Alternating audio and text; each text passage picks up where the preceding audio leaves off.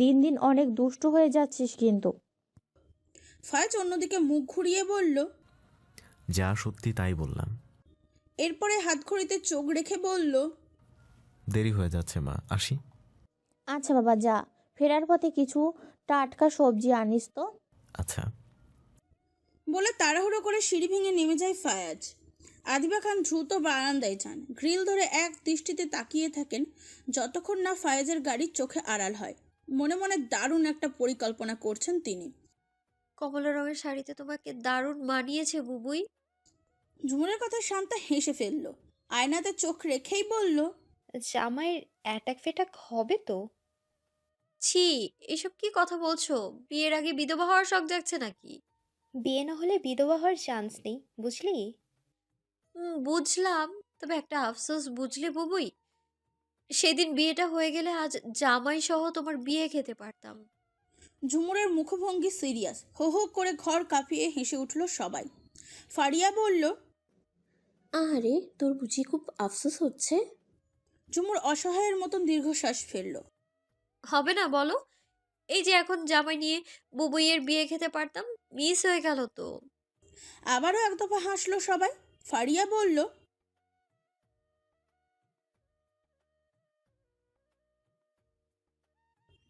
কথাটা বলেই চোখ টিপ দিল ফারিয়া। মেহরিমা মিটমিট করে হাসছে, সেও তাল মিলিয়ে বলল, তাই নাকি ফারিহা?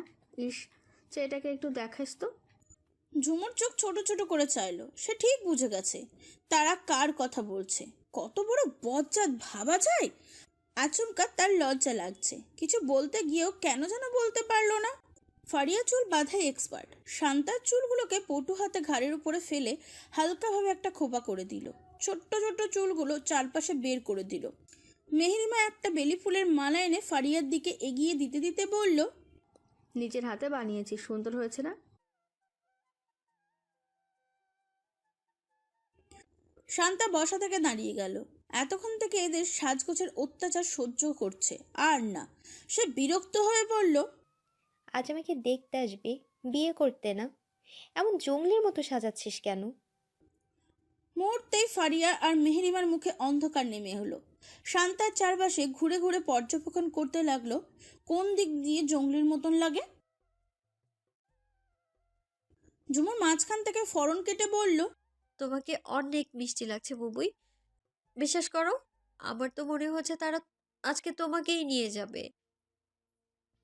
তাই নিলে ভালোই হবে, কি বলিস? কালকে থেকেও তো রাজি ছিলেন, আর আজ দেখতে আসার দিনই চলে যেতে চাচ্ছ? শান্তা মিটমিটিয়ে হাসলো, আয়নায় একবার চোখ বুলিয়ে নিয়ে বলল, জামাইটা কিউট আছে বুঝলি, পছন্দ হয়ে গেছে, তাই রাজি হলাম। ঝুমুর সহ সবাই খিলখিল করে হেসে উঠল। কিছুক্ষণ পর শান্তা বলল, মিম কোথায় ঝুমুর? ওকে দেখছি না যে। মিমের কথা উঠতেই ঝুমুরের মন খারাপ হয়ে গেল। একটু আগে মিমকে ডাকতে যখন তার রুমে গিয়েছিল, শুধু বলেছিল, বুবুই, শান্তা বুবুকে সাজাতে হবে, তাড়াতাড়ি এসো।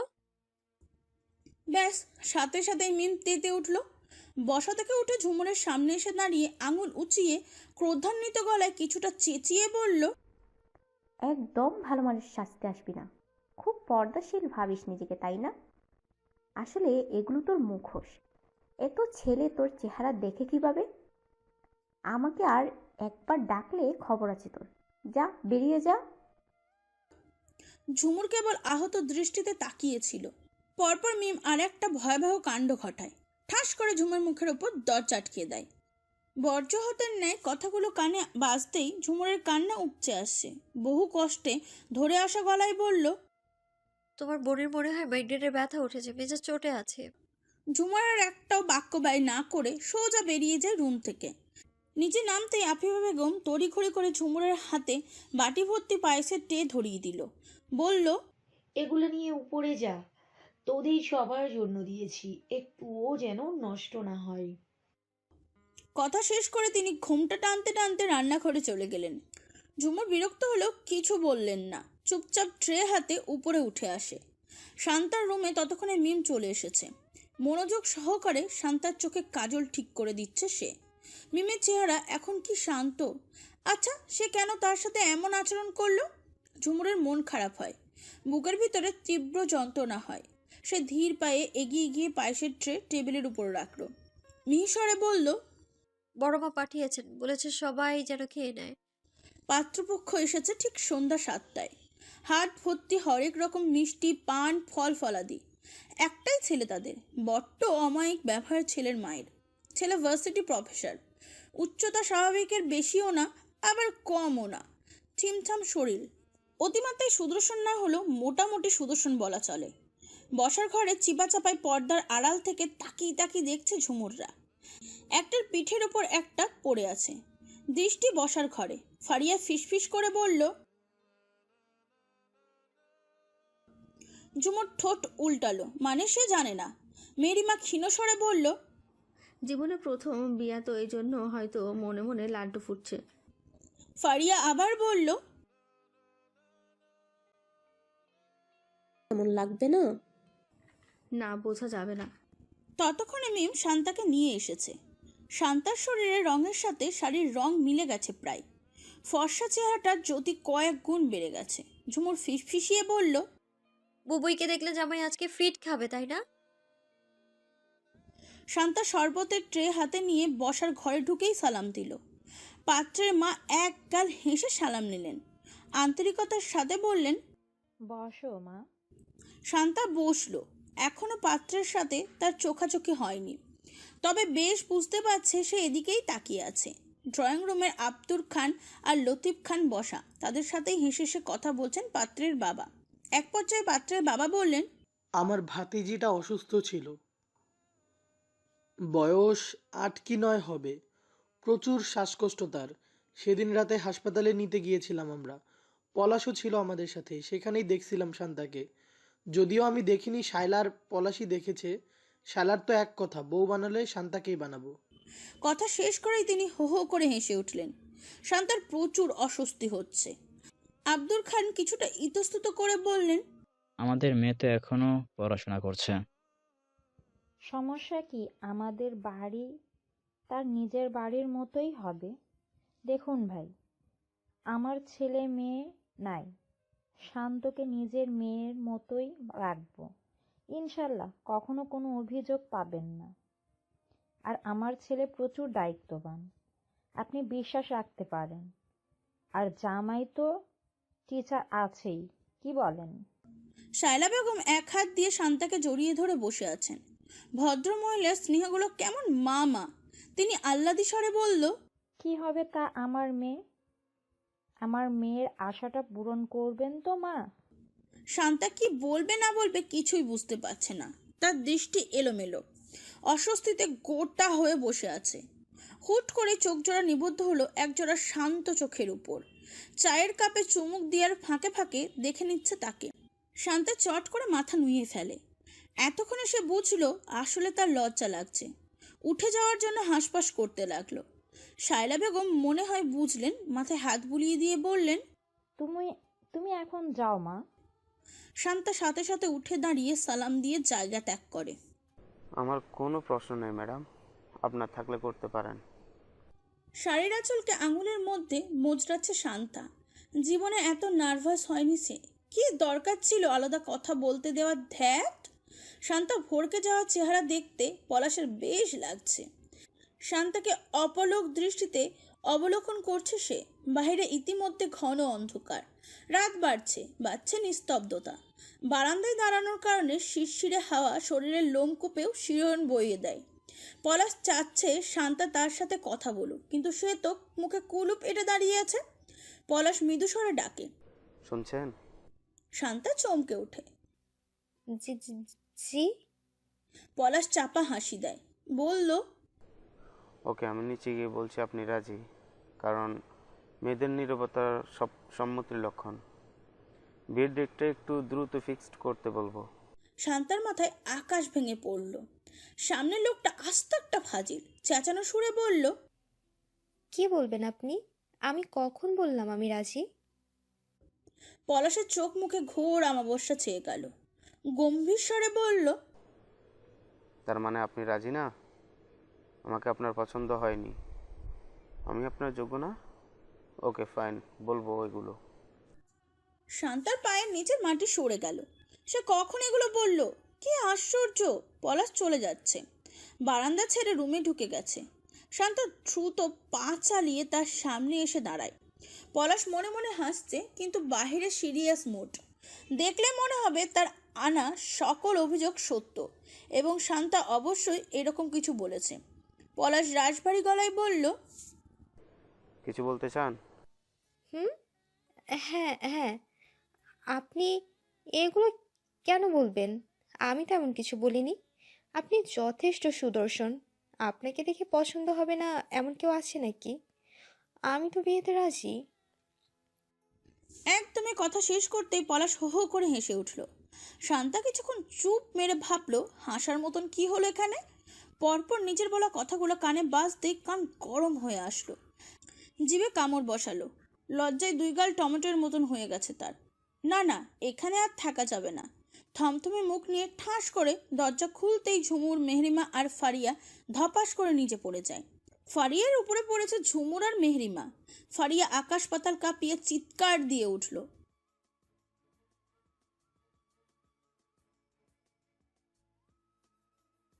শান্তা হতভম্ব হয়ে যায়। বেক্কেলের মতন তাকিয়ে আছে সে। ফারিয়া চিৎপটাং হয়ে পড়ে আছে ফ্লোরে। ঝুমুর আর মেহরিমা হে হে করতে করতে এক দৌড় দেয়। আবার ফিরে এসে ফারিয়াকে ফ্লোরের উপর রেখেই হাত ধরে টেনে হিঁচড়ে নিয়ে যায়। পলাশ দরজায় দাঁড়িয়ে এই দৃশ্য দেখে চোয়াল ঝুলিয়ে ফেলে। বিড়বিড় করে, শয়তানের খালাতো ভাই। শান্তা সংশোধন করে দেয়। খালাতো বোন। দুজনে হতাশ, বুক ফুলিয়ে দীর্ঘশ্বাস ছাড়ে। তাদের কথা আড়ি পেতে শুনছিল ওরা, তার মানে সব শুনে ফেলেছে। ইস, লজ্জায় দুজন দুদিকে ফিরে যায়। কান দিয়ে উষ্ণ ধোয়া বেরোচ্ছে। থমথমে মুখ নিয়ে শান্তা নিজের রুমে ঢুকে দরজা আটকে দেয়।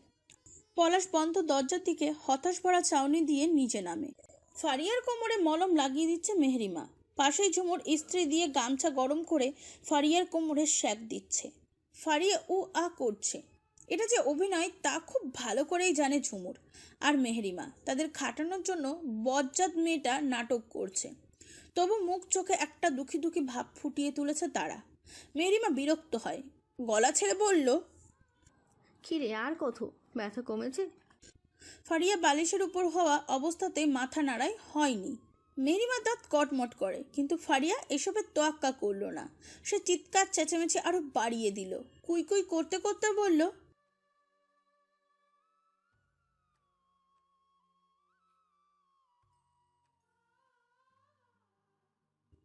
গামছা গরম করা বাদ দিয়ে উঠে যায় ঝুমুর। কিছুক্ষণ পরে রান্নাঘর থেকে একটা পুতা নিয়ে এসেছে। ফারিয়া চোখের সামনে ঘুরিয়ে বলল, এটা হচ্ছে পুতা, আর তোর কোমরে টপাটপ কয়েকটা বাড়ি মারলেই কোমরটা ঠিক হয়ে যাবে একদম। বিসমিল্লাহ বলে পুতা উঠাতেই ফারিয়া লা হাওলা ওয়ালা কুয়াতা পড়তে পড়তে পগার পার। ঘর কাঁপিয়ে হেসে উঠল ঝুমুর, মেহরিমা। ঘড়ির কাঁটে রাত 9টা পেরিয়েছে। আসলাম সাহেব আঙুলের ডগা থেকে খানিকটা চুন মুখে পড়ে নিল। মিহিসরে বলল, তাহলে ভাইজান বিয়ের দিন তারিখ কি আগামী সপ্তাহে ফেলবেন? শুক্রবার হলে ভালো হয়। আব্দুল খান বললেন, এখন তো তা করতে হবে। চাইছি মেয়ের পড়াশোনা শেষ হলেই ধুমধাম করে তুলে নিব। কথাটা পছন্দ হলো না কারো। মুখের প্রশস্ত হাসি সংকীর্ণ হয়ে গেল। পলাশ নিজেও নিষ্পাপ চেহারা নিয়ে তাকিয়ে আছে।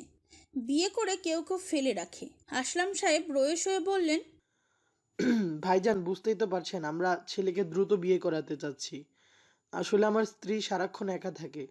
খুব বেশি সমস্যা না হলে যদি একেবারে তুলে দিতেন।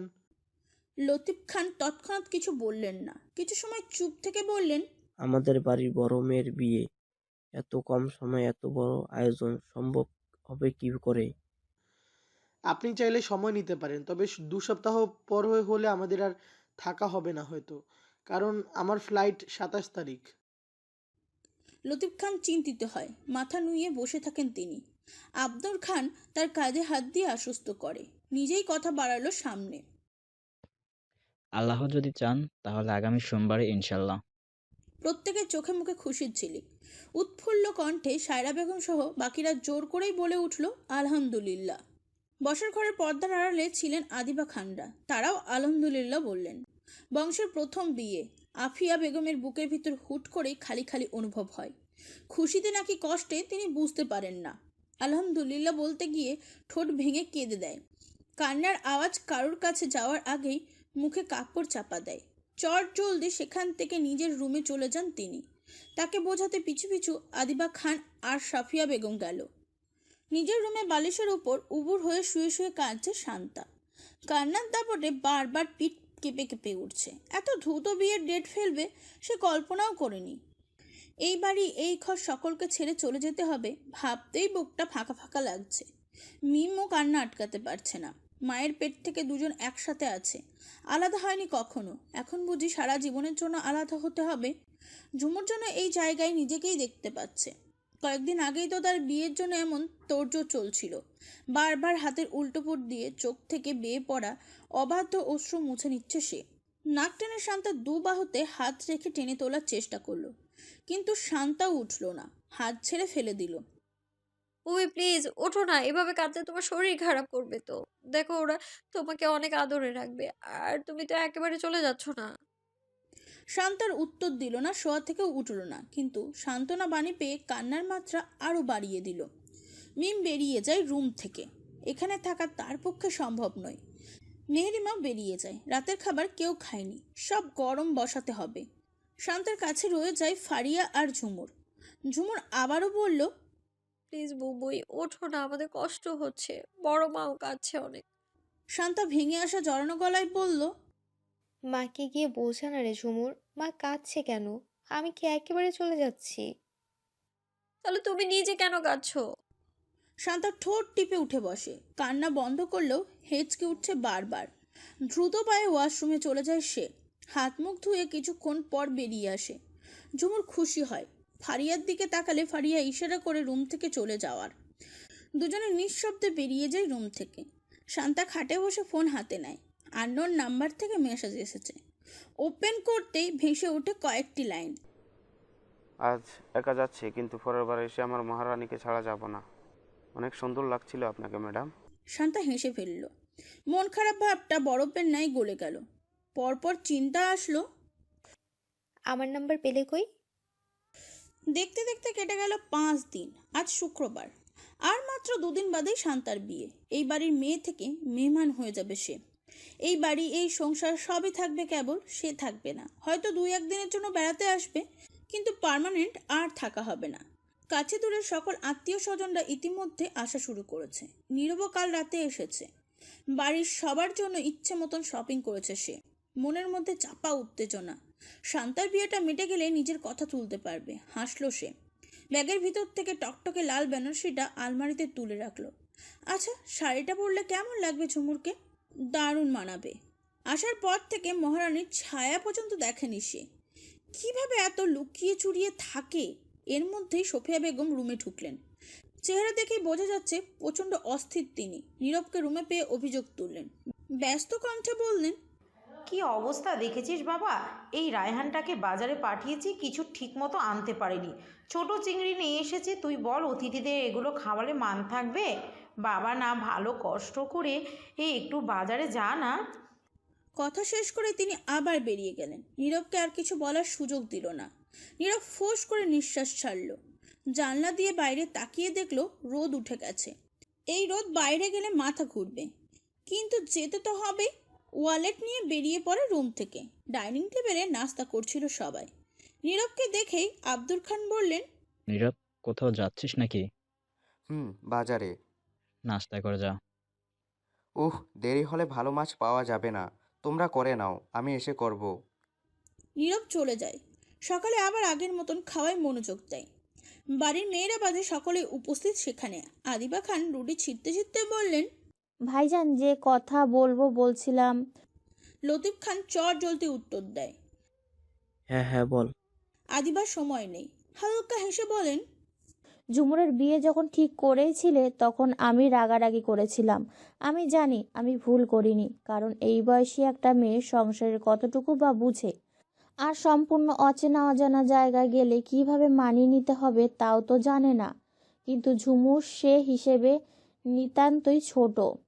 তাই উপরের বছরের মাত্রা কয়েকটা দিন আপনাদের সাথে থাকতো, বাকি সময়টা তো মাদ্রাসাতেই ছিল।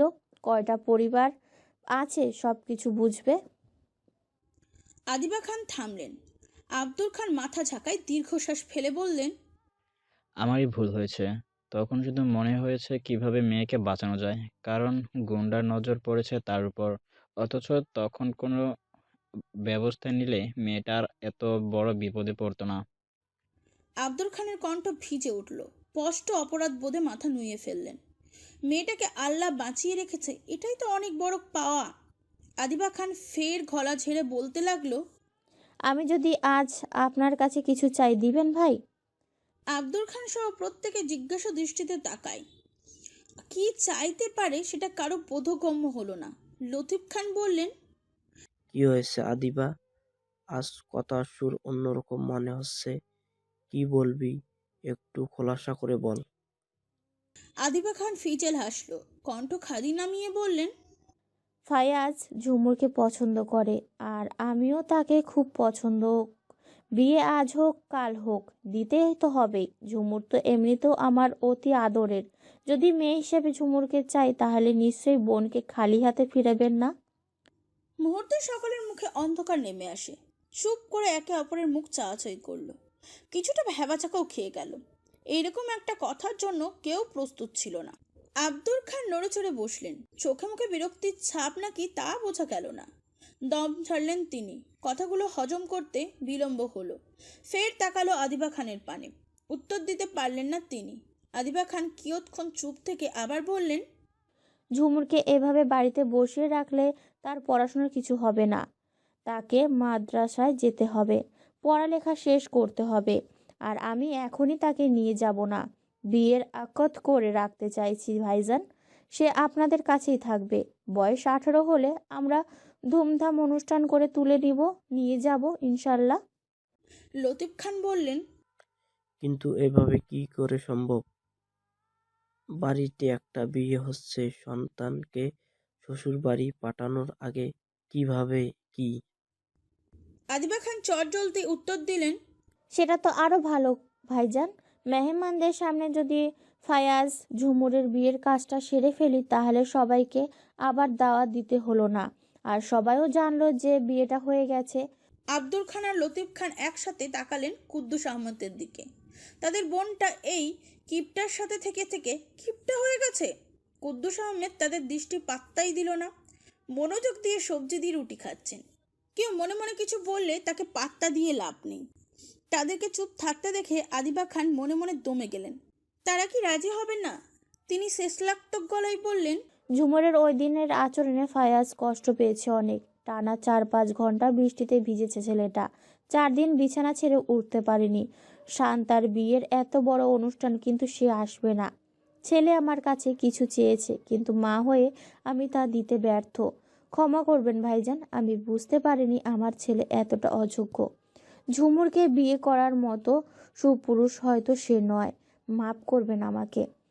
খাবার টেবিলে এমন একটা কথা তুলেছি। রুদ্রশ্বাস ফেলে চেয়ার থেকে উঠতে নেই আদিবা খান। এর আগেই আব্দুল খানের সাবধান বাণী পায়, খবরদার উঠবি না। ফাজিলটা কোথায়? ফোন দে, বলবি আসার সময় যেন কাজে নিয়ে আসে। মুহূর্তেই যেন ড্রয়িং রুমে বাজ পড়ল। সাফিয়া বেগমের কণ্ঠ রোধ হয়। আবারও তার মেয়েটাকে এরা বিয়ের বাজারে তুলবে, আবারও আঘাত করবে। কিন্তু আদিবা খানের অন্তর প্রশান্ত হয়। এত তাড়াতাড়ি যে রাজি হয়ে যাবে তিনি কল্পনাও করতে পারেননি। ভেবেছেন কত কাঠখড় পোড়াতে হবে। তিনি উল্লাসিত কণ্ঠে বললেন, সাফিয়া বেগম এখনো ঘোরের মধ্যে আছেন। মেয়ের বিয়ে, তাও এইভাবে? ব্যাপারটা ঠিক হজম হচ্ছে না। তিনি আশ্চর্য হয়ে চেয়ে আছেন সকলের দিকে। এরই মধ্যে আদিবা খান এসে সাফিয়া বেগমকে জড়িয়ে ধরে আহ্লাদি কণ্ঠে বললেন, আমরা বেয়ান হচ্ছি বুঝলি। সাফিয়া বেগমের ঘোর ভাঙে। তিনি মৃদু হেসে সাই দেয়। পাশ থেকে আফিয়া বললেন, আমাকে বাদ দিয়ে দিলি আপা? আদিবা হো হো করে হাসলেন। ফের এক হাত দিয়ে আফিয়া বেগমকে জড়িয়ে ধরলেন। তার খুশি যেন ধরছে না। রায়হান এতক্ষণ চুপ থাকলো, এবার মুখ খুলল। আস্তে করে বলল, আমরা আমাদের মতামত ঝুমুরের উপর চাপিয়ে দিতে পারি না। জীবনটা তার। ফায়াজ ভাইকে বিয়ে করতে তার কোনো আপত্তি আছে কিনা এই ব্যাপারে নিশ্চিত হতে হবে। আগেরবারও বাবা নিজস্ব মতামত ঝুমুরির উপর চাপিয়ে দিতে চেয়েছিল। এতক্ষণে হাসি খুশি মুখগুলো মুহূর্তেই ফ্যাকাশে হয়ে গেল। কারোর মাথায় একবারও আসেনি ঝুমুর কি চায়। অসহায় দুঃখ ভারাক্রান্ত চেহারা নিয়ে আদিবা খান বললেন, আমি রাজি করব আমার ভাতিজিকে, ইনশাল্লাহ। রায়হান মাথা ঝাঁকিয়ে হালকা হাসি, বলল, সে রাজি থাকলে আমাদের কোনো আপত্তি নেই ফুপি, কিন্তু এবার আর তার মতের বিরুদ্ধে কিছুই হবে না। সব কিছুর আগে আমার বোনের ভালো থাকা।